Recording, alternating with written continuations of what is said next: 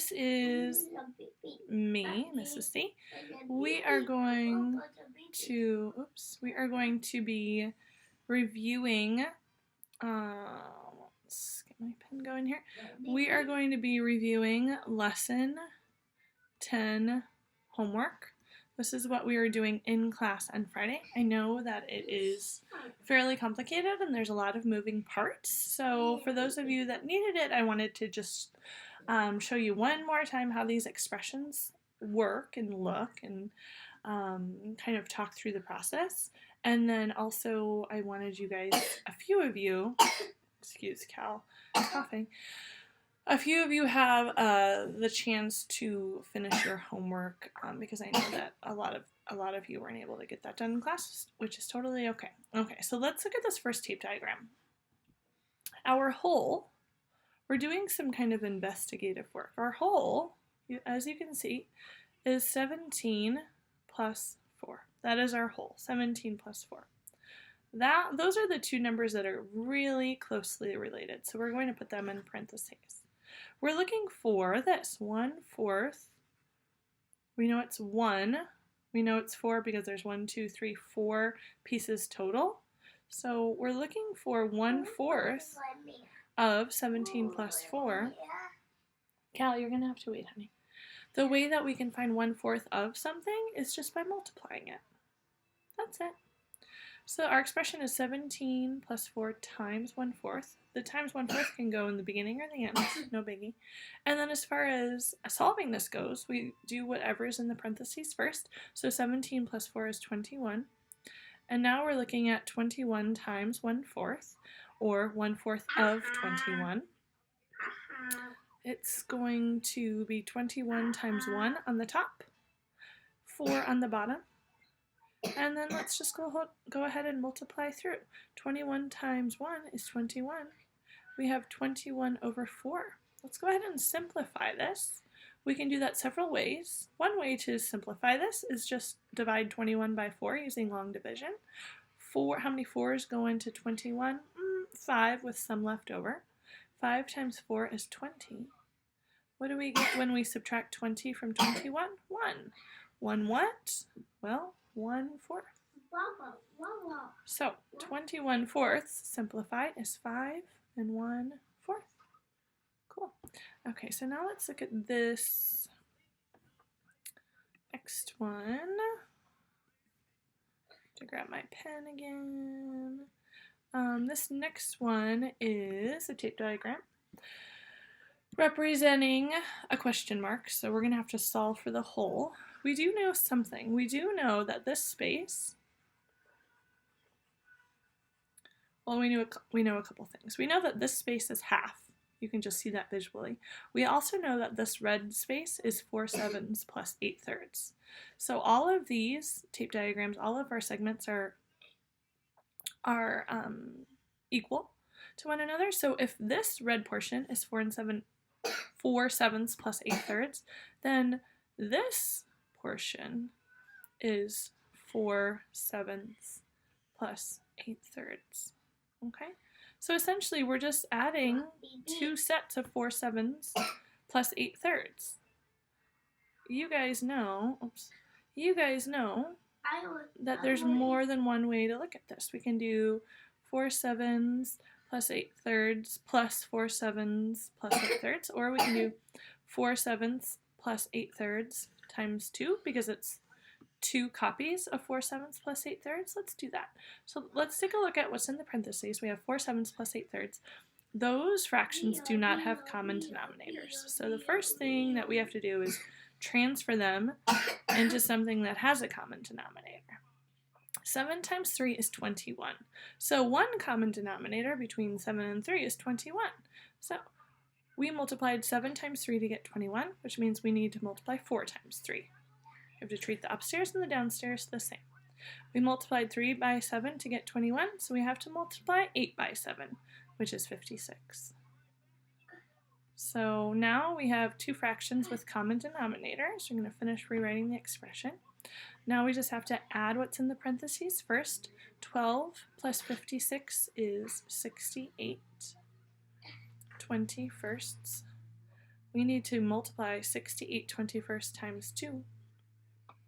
Or we can add 68 21sts plus 68 21sts. Let's go ahead and multiply 68 21st times 2. We can just use some scratch area up here to do so. 68 times 2, we have 16, carry the 1. 6 times 2 is 12, plus 1 is 13. So what we're looking at is 136. I was right, it's a lot of math, Cal.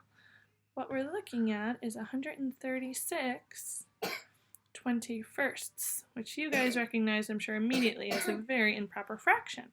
So let's go ahead and simplify that. We can simplify it, I'll use this space over here, just by doing some long division. Divide 136 by 21, because 136 over 21 is the same as 136 divided by 21. I'm going to kind of use estimation here. 21 is pretty close to 20, so I'm going to think, how many 20s can I fit into 136? Or how many 20s can I fit into 140? Well, I know I can... Oh, wow, beep, beep. How many, or we could think about this a few different ways. How many 2s can I fit into 14? About 7. Let's see if that works. 7 times 1 is 7. 7 times 2 is 14. Okay, so that's too big. This number is larger than that number. That's not going to work. Let's try, based on this first attempt, let's try to just decrease our quotient slightly. And by slightly, I mean by 1. So we're going to rewrite this again. Let's try 6 21s into 136. 6 times 1 is 6. 6 times 2 is 12. Booyah! That's definitely going to work. 136 minus 126 is 10. So what we have left, what our quotient here is 6 and 10 21sts. And that is our final answer. 136 over 21 is equal to 6 and 10 21sts. Wow. So expression is one thing, solving it is quite another. So that's what we have for the top part. Let's go ahead and move on to the bottom. You guys, we are going to skip that 2 on the homework. I really feel like we need to spend our time writing expressions and evaluating expressions. So let's look at the first one here. So we have kind of a jumble of words, and we need to take this jumble of words and make an expression out of it. So 1/8 the sum of 23 and 17. So write down what you know first. Okay, so 23 and 17 are closely related. How are they related? Well, we're finding the sum of them. That when we're finding the sum of something, we're adding them. Okay, so we're going to put a set of parentheses around 23 and 17 because they are the two numbers that are closely related here. And then we need 1/8 the sum of 23 and 17. When we're looking for 1/8 of something, Cal, not right now. Not right now. Mama's working. Already, and there's if we're looking for 1/8 the sum of something, we're going to multiply 1/8 by that something. Okay, so the expression that we should have here is 1/8 times the sum of 23 and 17. Let's take it slow on these. Okay, now we're going to solve. 23 plus 17. Do that very simply on the side here. 3 plus 7 is 10. Carry the 1. 2 plus 1 plus 1 is 4. Okay, so the sum of 23 and 17 is 40. Now we need to find 1/8 of 40. Which also means just multiplying 1/8 times 40. If we're going to multiply 1/8 times 40, we'll have 1 times 40 on the top, and then that's going to be over 8. That is equal to 40 over 8, which is equal to 40. Cal, you're going to have to get control over the coffee. 40 over 8 equals 40 divided by 8, which equals 5.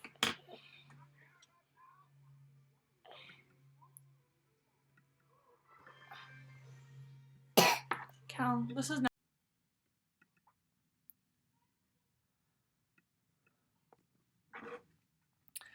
Okay, guys, I was able to get Cal in the living room, so we won't be interrupted with coughing. We're going to do these kind of out of order. We're going to do the first column and then we'll do the second column. So we're going to look at C and E right now. Okay, so let's unjumble these words. 7 times as much as the sum of 1/3 and 4/5. Do you guys see how 1/3 and 4/5 are pretty linked, or they're seeming quite close? Let's figure out how they're related in this problem. So we have 1/3 and 1/3 and 4/5. We're looking for the sum of 1/3 and 4/5. So that means we're going to add them together. We're going to put parentheses around them because we want to make sure to do this first. And then we're going to do something with 7. 7 times, well, that's pretty easy.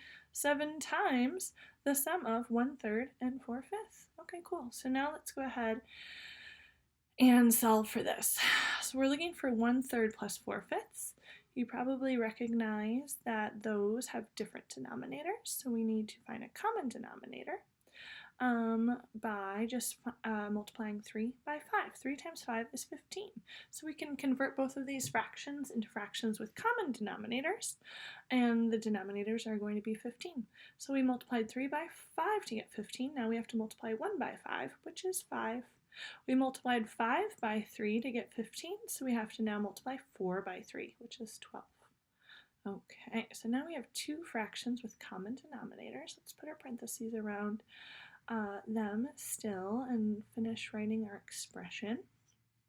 Now we can get into starting to solve our expressions. We're going to write our expression one more time. We're going to add 5/15 plus 12/15. 5 plus 12 is 17/15. So now what we need to do is multiply 7 by 17/15. So up top we're going to have 7 times 17, and down low we're going to have 15. Okay, so on the side let's multiply 17 by 7. So we have 7 times 17. 7 times 7 is 49. 7 times 1 is 7 plus 4 is 11. So wow, we have 119/15. Let's simplify that using long division.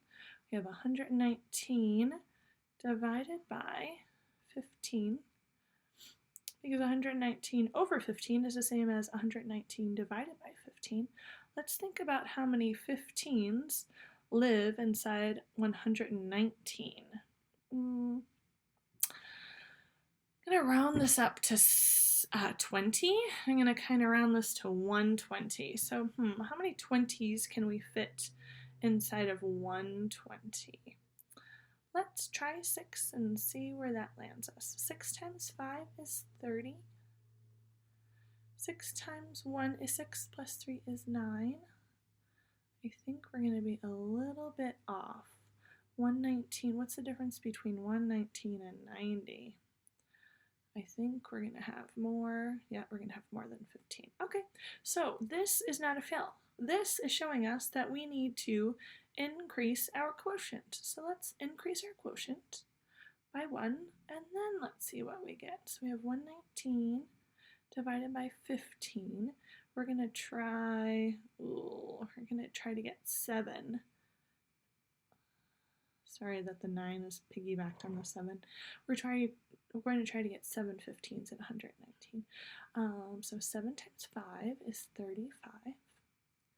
Carry the 3. 7 times 1 is 7 plus 3 is 10. Okay, this is looking pretty good here. The difference between 119 and 105 is what we're looking at. 9 minus 5 is 4. 1 minus 0 is 1. Okay, good. 14 is smaller than 15, so we're all good. So our quotient here is 7 and 14/15, which is 119 over 15 simplified. So we have 7 and 14/15 as our final answer for that one. So we wrote the expression, then we found common denominators, and then we evaluated that. And that's, as you guys can see, that takes a lot of steps. But also, as you guys can see, we've been working on long division. We've been working on using estimation to guide our long division. We've been looking at multiplying fractions by whole numbers. So this really is a wonderful synthesis of all the terrific things that you guys have been doing.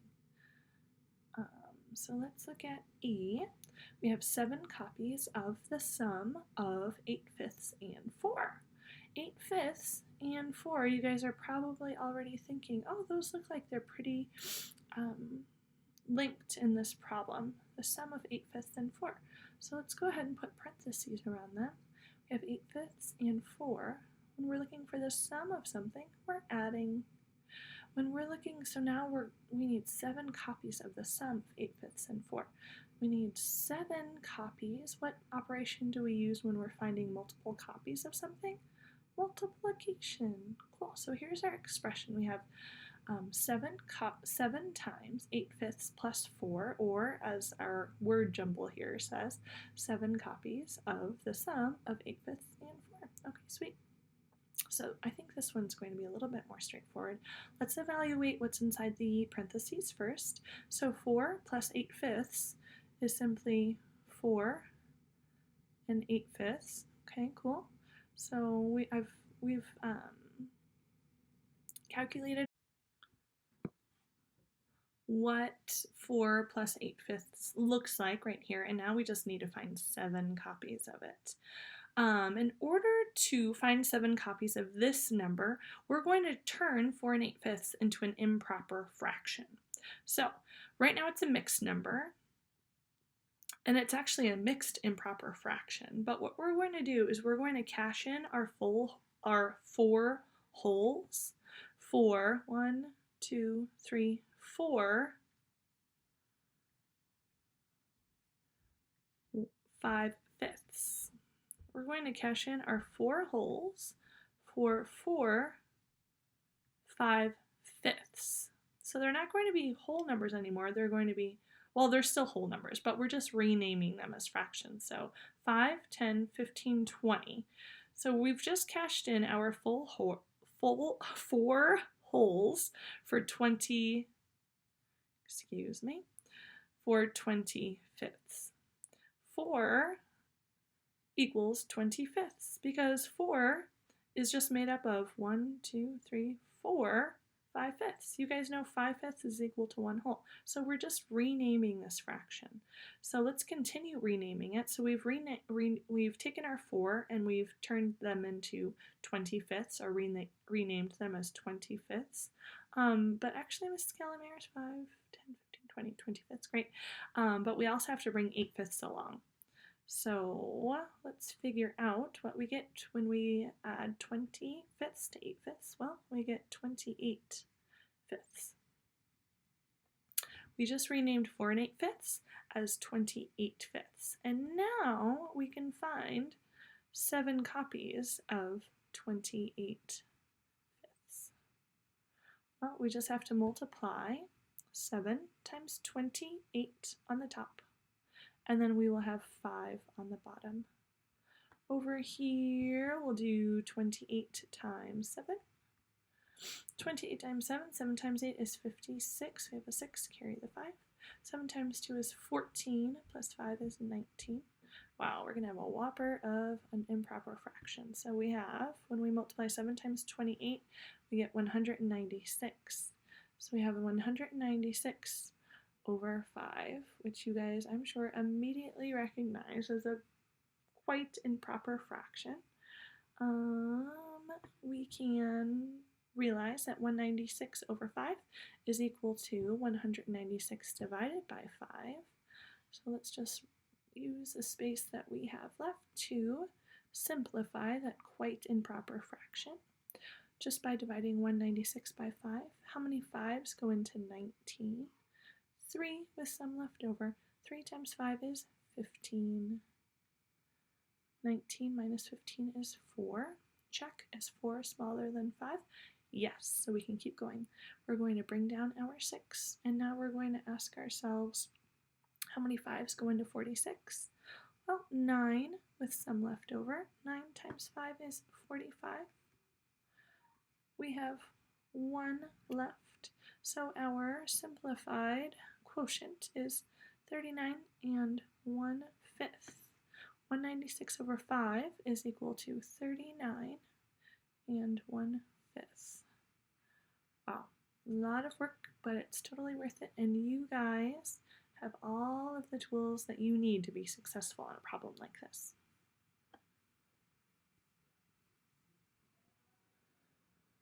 Okay, friends, we are going to look at 3 more problems here. We're going to write expressions, and then we are going to evaluate those expressions. So this is the right column, so we're going to look at B, D, and F. So subtract 4 from 1/6 of 42. You guys might start seeing kind of parentheses already around those numbers. When we're looking for 1/6 of 42, what do we do to these two numbers? We multiply them. 1/6 of 42, multiplying a fraction by a whole number. So let's go ahead and put our parentheses around those two numbers, and then we're just going to simply subtract 4 from it. Subtract 4 from 1/6 of 42. Okay, sweet, let's evaluate this. 1/6 of 42, we're going to evaluate what's inside the parentheses first. I'm just going to kind of shift over here because we're in the gray, it's a little hard to see. So what's going on upstairs? Well, we have 1 times 42 upstairs. And then what do we have downstairs? Keep in mind, we can put 42 over 1 if you really want to turn it into a fraction. Well, what's going on downstairs is 6, or 6 times 1. Okay, so we have 1 times 42 over 6 times 1 minus 4. Let's go ahead and continue evaluating what's inside the parentheses. 1 times 42 is 42. 6 times 1 is 6. So we have 42 over 6 minus 4. Let's evaluate what is 42 over 6. Well, 42 over 6 is the same as 42 divided by 6. 42 divided by 6 over, minus 4. 42 divided by 6 is 7. And then we can just go ahead and put in our 7 minus 4. 7 minus 4 is 3. It kind of went easy on us on that one. Thank you, Eureka. 3. Let's keep it simple. Let's look here at D. 2/3 of the product of 3/8 and 16.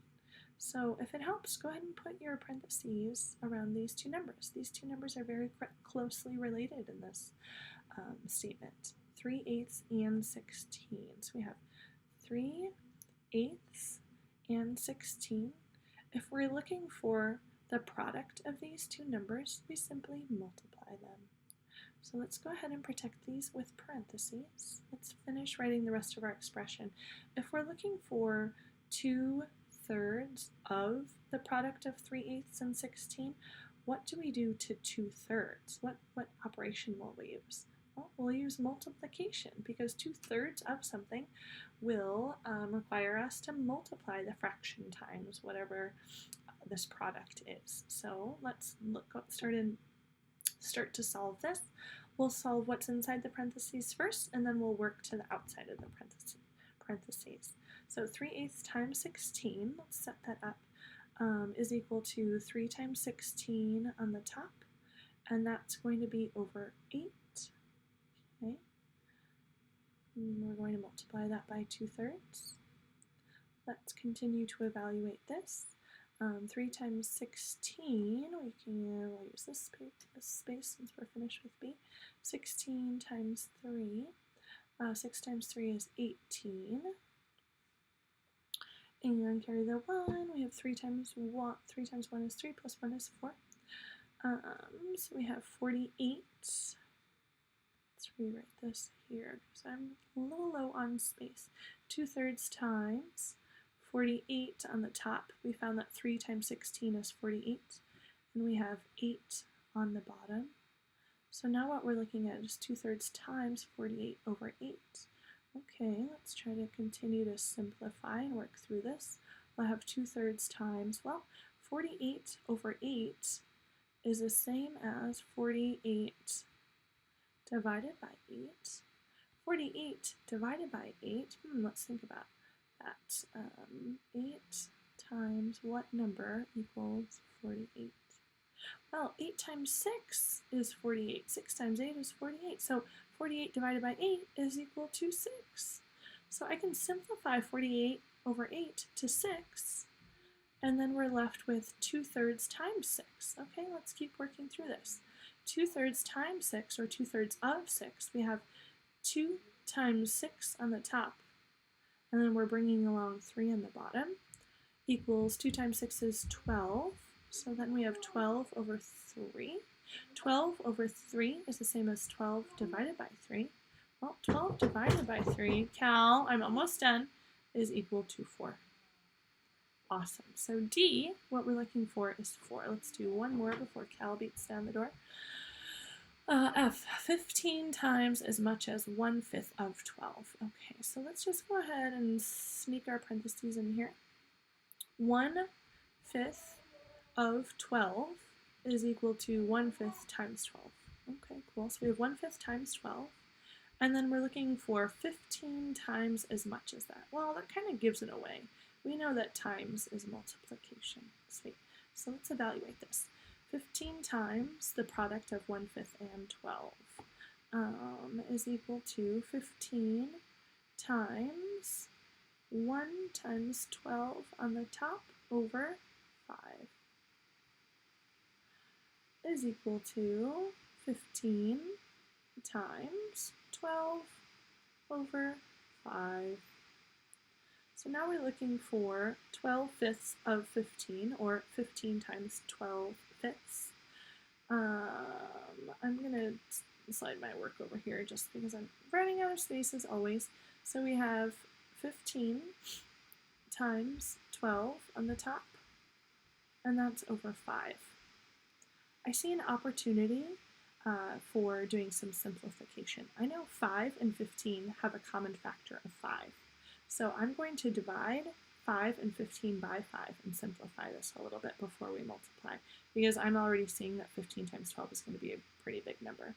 So when I divide 5 by 5, I get 1. When I divide 15 by 5, I get 3. So now what we're looking at is very simply 3 times 12 over 1. We know that that isn't even necessary. So now I just have to figure out, what is 3 times 12? 3 times 12 is 36. Do you guys see how the simplification really comes in handy? If I hadn't simplified first, then I would have to be multiplying two double-digit numbers by one another and then dividing it by 5. This is an excellent example of where simplifying really saves you some time.